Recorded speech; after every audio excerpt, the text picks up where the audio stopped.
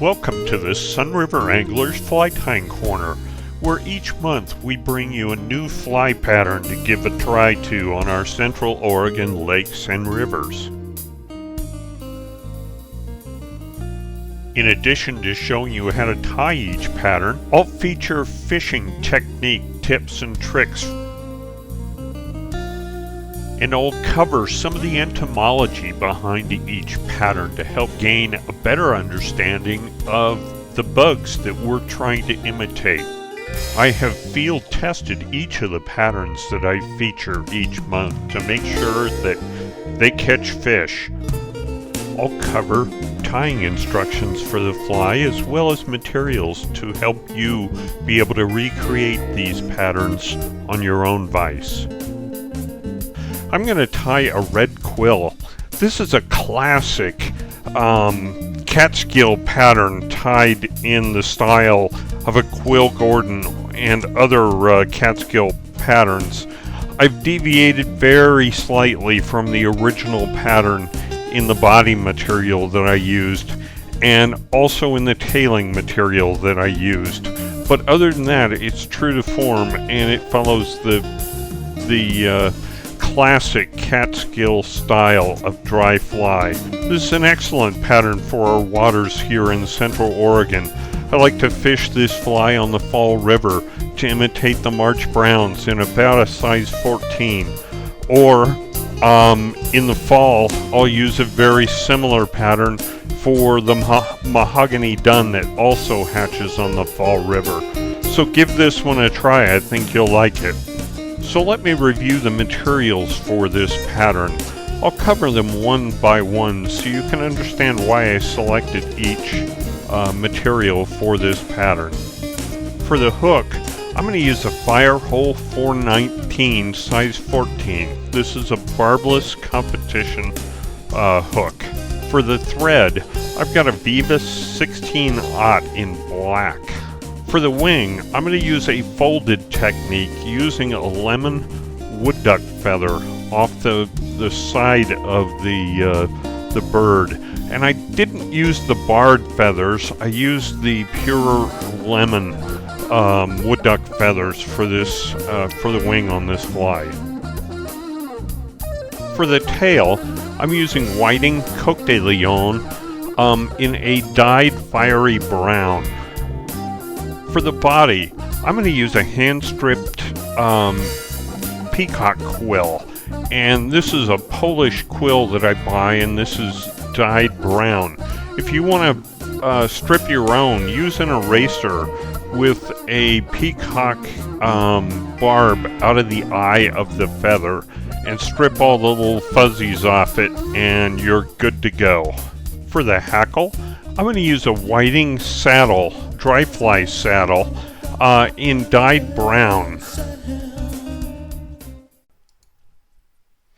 Okay, let's get started on this fly. I'm going to tie my thread on right at the 2/3 point of the hook and immediately prepare a lemon wood duck flank feather. And I'm going to pull back the barbs on this so that all the tips are relatively equal. And then I'm going to use what's known as a folded wing technique to pull all of the barbs taut so they're all fairly equally, the tips are all fairly equal. And I'll gather this in my thumb and forefinger, and then I'll tie that on at about 2 times the gape of the hook for the wing length, right at the 2/3 point of the hook.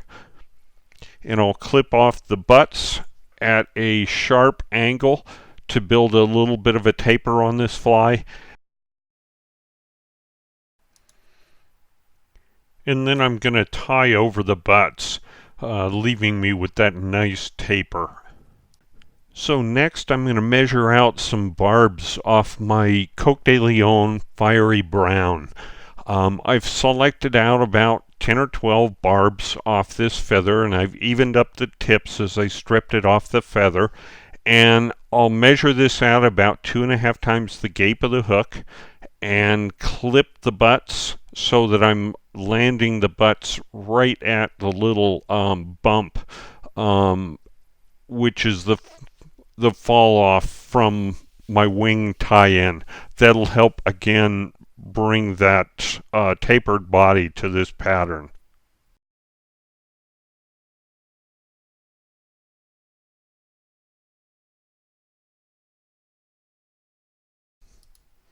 You probably noticed I tied a wrap or two underneath the tail just to prop it upright and make that fly set right on the water. Now next, I'm going to take a Polish quill and I'll clip off the tip of it and tie that in and wind it forward through the body. This gives a real nice segmentation effect on this pattern, which I'm searching for. I do like to glue before I tie in the peacock quill because they're very breakable, and so a little glue underneath really helps a lot.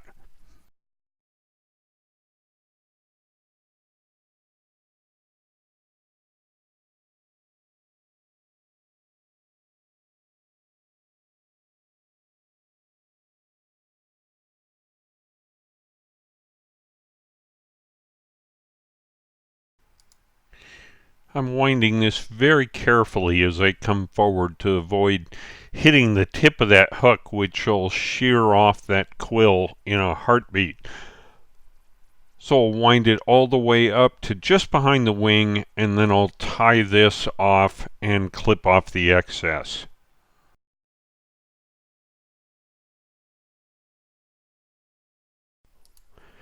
Next, I'm going to split the wing.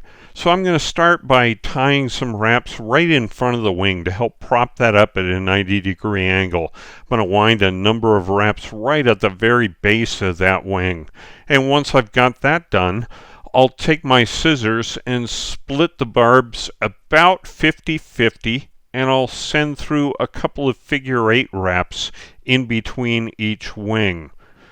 And then I'll post first the far wing and then the near wing with several wraps around each wing to gather those fibers together and make it into the classic Catskill wood duck wing that we see on most of the Catskill patterns.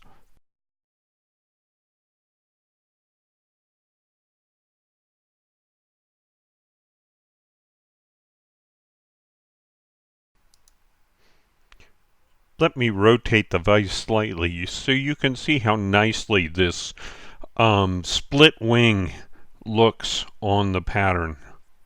So the last step in this pattern, I'm going to take 2 of my saddle hackles out of my whiting dry fly saddle, and I've sized these out at about a size 14, which is the size I'm tying on, and I'll pull a number of the barbs off to expose some of the stem, and I'll strip more of the barbs on the underside off than I will on top.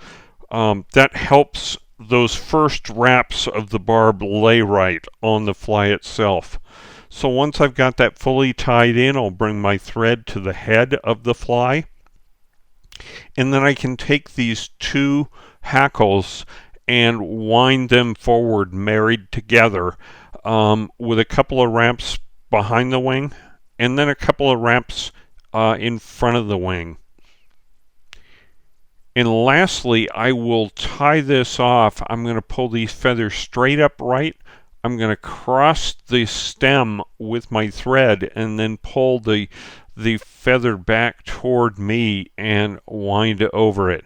And what this helps me do is avoid trapping a number of barbs on the hackle as I'm tying it off. I'm really trying to just cross the stem as I tie it off and not any of the barbs. And so once that's done, I can clip that off.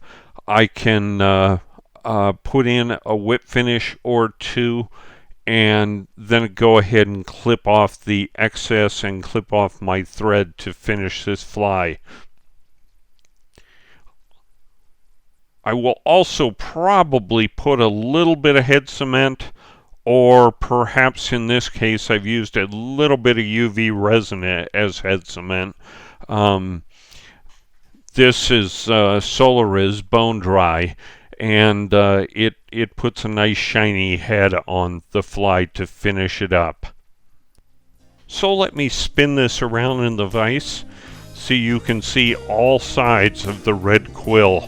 You can see it's really a classic pattern, and it is a lot of years of art in fly tying that lead us to tie some of these old classics. I love the Red Quill, I love the Quill Gordon, the Light Cahill, and some of the other classic Catskill patterns. So that has been your Sun River Anglers Fly Tying Corner for this month. I hope you'll give the Red Quill a try. It's a really neat pattern, and it does well on the Mahogany hatch and the March Brown hatch in the fall and spring time periods, especially on the Fall River, but also on the Metolius and Deschutes and others. So give it a try. If you like what you see, please subscribe to this page and follow us at Sun River Anglers on Facebook. Thanks for watching.